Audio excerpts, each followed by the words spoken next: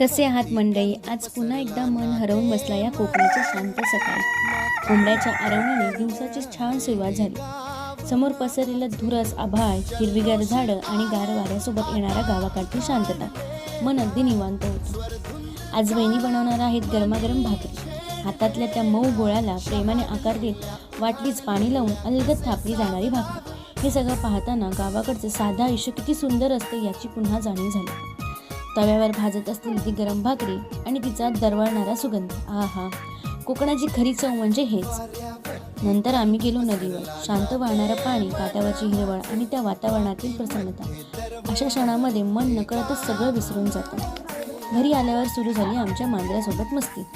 तिला गुदगुल्या करत बसले होते आणि तेवढ्या दादाने तिला माझ्या अंगावरच टाकलं. मी तर एकदम दचकून थोड्या वेळाने घेतला लसूण चिरून खायला. गावाकडच्या साध्या खाण्यात सुद्धा एक वेगळीच आपुलकी असते. आणि हे बघा, आमची शांत बसलेली महाराणी. डोक्यावर झाकण ठेवलं तरी मॅडमच्या चेहऱ्यावर काहीच फरक नाही. दिवसाचा शेवट झाला गोठ्यात. तिथे भेटलं हे छोटंसं गोंडस वासरू. त्याच्या निरागस डोळ्याकडे पाहिलं आणि मन अगदी भरून आले. तर मंडळी, कोकणातला हा छोटासा शांत आणि मनाला सुखावणारा दिवस तुम्हाला कसा वाटेल हे कमेंटमध्ये नक्की सांगा. पुन्हा भेटू अशाच एक सुंदर प्रवासात. तोपर्यंत काळजी घ्या आणि आनंदी घ्या. बाय.